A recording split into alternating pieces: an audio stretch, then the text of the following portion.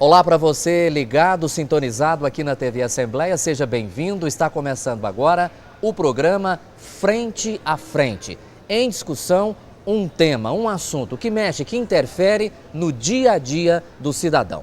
Vamos debater hoje segurança pública. Nossos convidados são dois líderes de partidos aqui na Assembleia Legislativa. O líder do PSDB na casa, deputado Túlio Isaac, muito obrigado pela presença. Eu que agradeço. E também o líder do PMDB aqui na casa, deputado Bruno Peixoto, muito obrigado pela presença. Eu que agradeço o convite, é uma maneira de expressarmos nossas opiniões e uma maneira, sim, de mostrar para a sociedade o nosso trabalho aqui na Assembleia. Deputado Túlio Isaac, a segurança pública em Goiás vai bem ou não? Vai mal em todos os lugares. Isso não é um problema só do estado de Goiás, eu já tenho repetido isso. Embora alguns da oposição queiram falar que no estado de Goiás a violência impera, no estado de Goiás o problema de segurança é pior do que em outros estados, isso é uma grande mentira. A verdade é que a insegurança está do jeito que está pelas nossas leis. Os nossos deputados federais são frouxos, os nossos senadores são frouxos, porque já era para mudar essas leis há muito tempo. Não adianta colocar polícia na rua, pode pôr polícia em cada esquina. Se não mudar as leis, se não colocar mais rigor nas leis, né? Aquele cara que for preso, ele cumprir mesmo esse negócio de redução de pena, o cara entra pra lá, trabalhou 3 dias a menos na pena, isso é uma conversa furada. Enquanto não começar a bater firme contra os bandidos, vai piorar a cada dia que passa. Deputado Bruno Peixoto, concorda, discorda? Eu concordo, sim. Nós temos que ter leis mais rigorosas. A população tem que entender. E vou dar um exemplo para você. A população tem que entender a necessidade. E os deputados federais, quando eu digo a população tem que entender, os deputados federais e senadores, há a necessidade de compreender a vontade da população. E vou lhe dar um exemplo. Deputado Túlio Isaac, você para o seu veículo em um sinal vermelho. Aquele sinal tem um fotossensor e ele está visível. Você passa o sinal vermelho ou não? Tendo o fotossensor, naquele momento, trânsito normal, sem condições atípicas. Você está fazendo pergunta para mim? Isso. Vai dependendo da hora. Se for à noite, eu passo na hora. Não estou nem aí com isso. Se for de madrugada e for arriscar a minha vida, eu furo o sinal vermelho. Mas for caso de dia? De dia Não, claro que não, eu paro. Que pergunta é essa? Lógico que eu paro. E vou te explicar o porquê. Se tá ali, o sinal vermelho é para parar. É lógico que eu paro. E com o fotossensor é a certeza do ato punitivo. Então, se tem um fotossensor em um sinaleiro, a população vai pensar 2 vezes antes de avançar o sinal. Por quê? A certeza da punição. Então a nossa legislação, ela existe. O que é totalmente inconveniente para o nosso Estado, porque a certeza da punição, ela é nula.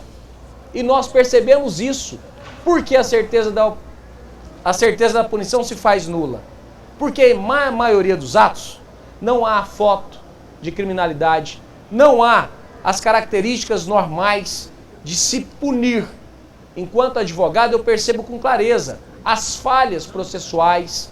Então há muitos preâmbulos dentro da nossa legislação que não traz e não faz o ato punitivo. Por quê? Muitas vezes por falta de uma legislação competente, a falta de uma fiscalização mais enérgica.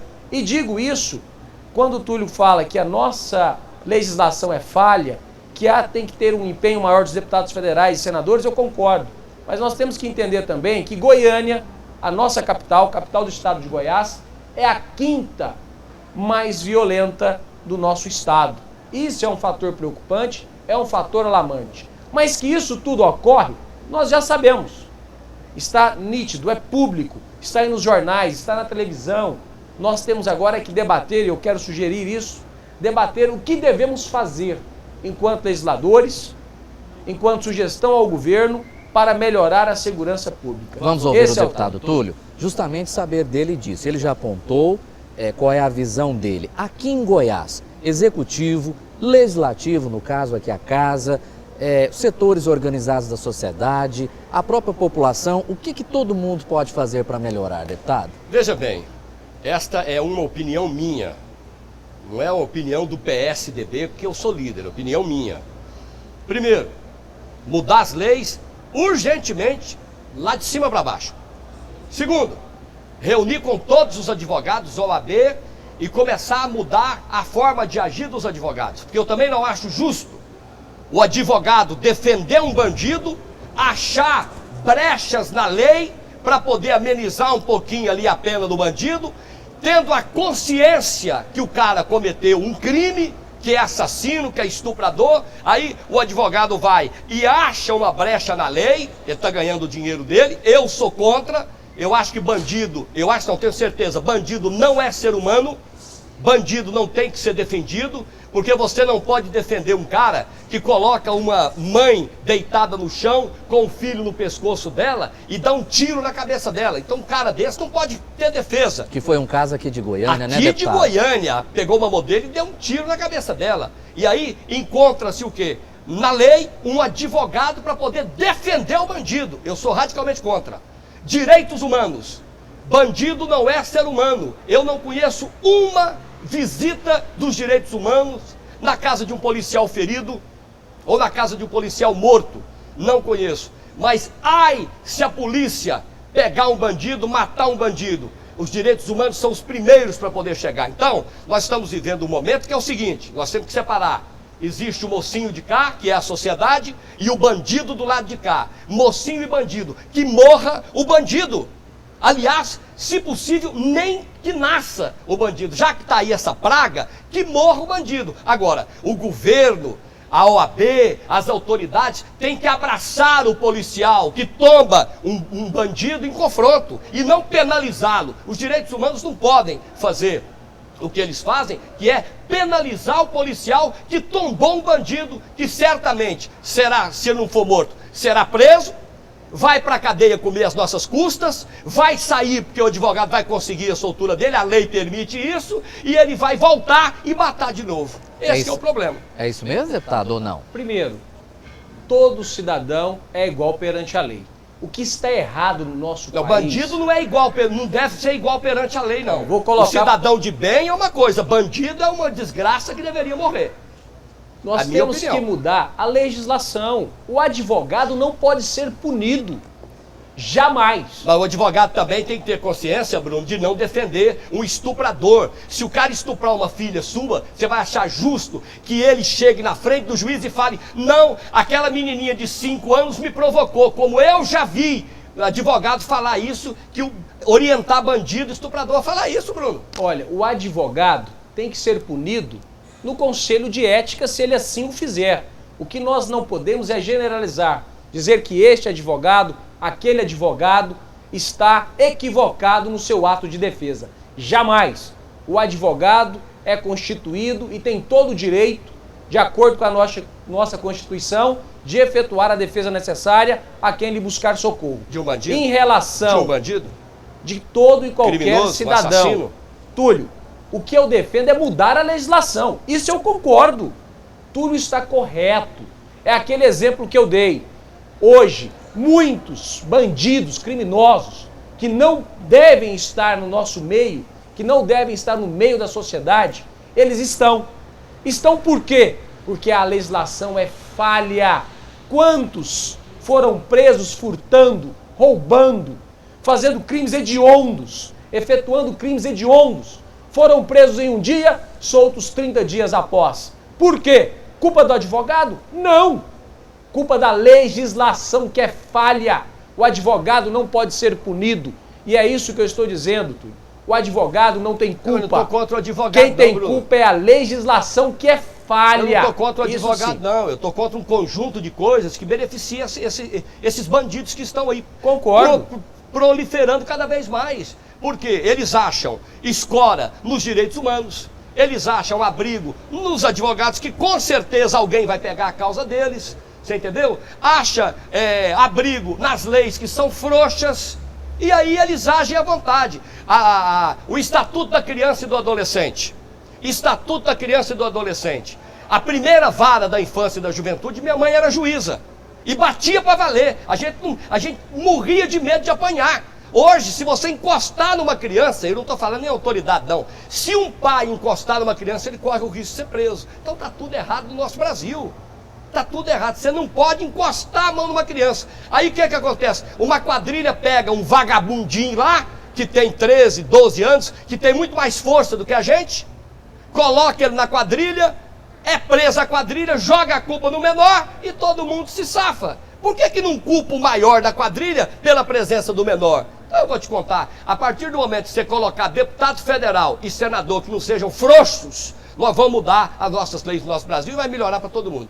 Concordo em mudar as leis. Tem que mudar. A legislação hoje ela é muito aberta. Hoje, o Código de Processo Penal, existem inúmeras falhas, inúmeras brechas, e vou dizer mais. Hoje, se um advogado não assumir esta ou aquela ação, o Estado tem a obrigação de nomear um advogado. Tudo errado. Está na lei. É lei. Sim, mas está tudo errado. Tem que alterar a lei. Concordo em gênero, número e grau. Mas voltando aqui à nossa realidade... Para mim é ilegal, imoral e engorda. Mas nós temos que mudar a lei. Nós, deputados estaduais, não temos essa competência. Mas durante o processo eleitoral que se aproxima, a população tem que analisar qual deputado federal que está propondo uma alteração na nossa legislação para que traga, no mínimo, respeito e segurança ao cidadão. Isso é positivo. Você sabe um dos erros dos políticos que acabam contribuindo com a marginalidade? Eu recebo inúmeros telefonemas e tenho certeza que o deputado Bruno recebe também. Um carro é preso, ou uma moto é preso, o cara está sem o documento, ou o cara foi preso, é bêbado, liga pro deputado, ó, você tem influência lá, tira aquela moto lá pra mim. Eu não tiro, pode ser de parente meu, não me ligue porque eu não tiro, eu não movo uma palha se a pessoa estiver errada, para poder tirar carro que está com o IPVA vencido, ou carro que foi preso com o cara bêbado. Então nós, políticos... O senhor diz não na cara. Na cara... E falei hoje para uma pessoa na minha cidade e ela ficou chateada. Eu falei, não tiro, não é correto. E posso te mostrar uma mensagem aqui de uma pessoa que falou: meu filho foi preso pela terceira vez dirigindo, ele tem 16 anos, e o promotor falou que se ele for pego pela terceira vez, será preso. E ele está lá no quartel, como é que eu faço? Eu falei, ele será preso. O senhor recebe pedidos como esse, deputado? Nesse sentido não, até mesmo porque eu integro o PMDB, nós somos um partido de oposição ao atual governo. Então não recebo esse tipo de pedido por parte da sociedade. Até porque aqueles que me conhecem sabem que eu não compactuo com esse tipo de situação. Mas eu acho que hoje nós temos que pensar. E quero dizer, quando o Túlio falou do IPVA, apresentei um projeto de lei aqui na Assembleia, interessante. Por quê? Muitas vezes rouba-se o veículo, o cidadão desesperado, sem recursos, não recupera o seu carro. Apresentei um projeto de lei que se o veículo for furtado, roubado, tiver perca total em virtude de uma colisão ou qualquer outro fator, o governo do estado tem sim a obrigação de devolver o PVA e o licenciamento e o seguro proporcional ao tempo utilizado. Outro projeto de lei de minha autoria para contribuir com a sociedade, e ela é muito clara. Aprovei um projeto de lei, o governo do estado hoje tem um déficit muito grande do número de policiais. Por quê? Aposenta-se, muitos são afastados por isso ou aquilo, licenças médicas, interesse particular, e não há uma reposição do quadro. Nós não temos um número satisfatório no estado de Goiás de policiais, sejam civis ou militares. E vai uma sugestão ao governo. Hoje nós temos acima de 10 mil cargos comissionados, que se reduza para 1.000 cargos comissionados, que se promova um concurso público, no mínimo, aumentando em 30% a 40% o efetivo, que é o que necessita o nosso estado. A presença de policiais na rua ajuda, porque ela inibe a presença do marginal. E vou além, sistema de monitoramento. Vou aqui fazer um elogio, enquanto PMDBista, ao doutor Joaquim, secretário de Segurança Pública. Ele é um homem aberto às questões de sociedade. E vou dizer o porquê. Apresentei um projeto de lei onde a Associação de Moradores faça uma parceria com a Secretaria de Segurança Pública. Moradores do setor Jaó, Santa Genoveva e Goiânia 2 se uniram, compraram as câmeras de monitoramento, fizeram a instalação e doaram à Secretaria de Segurança Pública. O secretário poderia ter virado as costas, mas não. Através do nosso projeto de lei, aprovou um regulamento permitindo que toda a associação de moradores faça o monitoramento do bairro, doe as câmeras para a Secretaria de Segurança Pública e a Polícia Militar faça o acompanhamento e monitoramento. Reduziu no setor Jaó, Santa Genoveva e parte do Goiânia 2, reduziu em 90% a criminalidade, pelo fato do monitoramento constante, 24 horas, sem sombra de dúvidas, é uma alternativa para ser feita em toda a sociedade, em todo o estado. Ô Murilo, um minuto só. O senhor encontrou aí, né? Sim, o político mente demais, então de repente a gente fala alguma coisa, muitos não acreditam. Então eu queria que você, como jornalista... Nós vamos mostrar. Que você pudesse Nós vamos ler. mostrar em detalhe. Aqui, Pode ler, deputado, por favor. Não, eu faço questão. Tudo bem. Branco é a moça me pedindo, a mãe, e verde eu. Aqui diz o seguinte, ó, estou com um problema muito sério e só você pode me ajudar, no caso o deputado Tulizac. Meu filho tem 16 anos, a polícia o pegou pela terceira vez dirigindo, o promotor falou que se pegasse ele de novo pela terceira vez ia prendê-lo. Me ajuda nisso aí, deputado Túlio Isaac. O que eu falei? Perdão, fulana, mas ele está errado. Foi pego pela terceira vez, cometendo infração. Não posso fazer nada e se fizesse, eu não estaria agindo corretamente. Mesmo na oposição, o senhor nunca recebeu pedidos como esse, não? Nesse sentido, não. E quero parabenizar o Túlio, nós não esperaríamos outra posição dele. Até mesmo porque conheço a seriedade do deputado Túlio Isaac. E ele está aqui apontando críticas e falhas, não apenas no sistema do estado de Goiás, mas em todo o país. Porque nós ligamos o noticiário quase que, vou dizer, não é diariamente não, quase que momentaneamente. Você liga a TV ou abre as redes sociais e está lá um acidente, uma tragédia envolvendo um ato infracional. Então nós temos que mudar a legislação, nós temos que aumentar o contingente do estado de Goiás, temos da Polícia Militar e Polícia Civil, temos que aumentar o monitoramento e nós temos que promover também uma igualdade social. Então nós temos que combater para dar defesa ao cidadão, dar dignidade ao cidadão, dar a tranquilidade. Eu sou pai, tenho 2 filhos, a minha esposa, quantas vezes nós perdemos noite de sono quando os nossos filhos foram a uma festa na casa de um amiguinho, esperando dar a hora para irmos buscá-lo, ou esperando que o pai traga em nossa casa daquele amiguinho que levou. Então não é fácil. Ser pai está cada dia mais difícil. Ser cidadão está cada dia mais difícil. Muito bem, senhores, só um minutinho, nós vamos fazer um rápido intervalo e daqui a pouco a gente volta aqui na TV Assembleia com o programa Frente a Frente, debatendo segurança pública. Fique com a gente.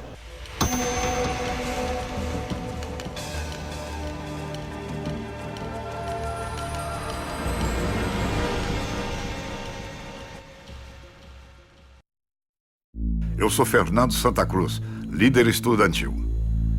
Fui preso em fevereiro de 1974 numa rua do Rio de Janeiro e levado para São Paulo.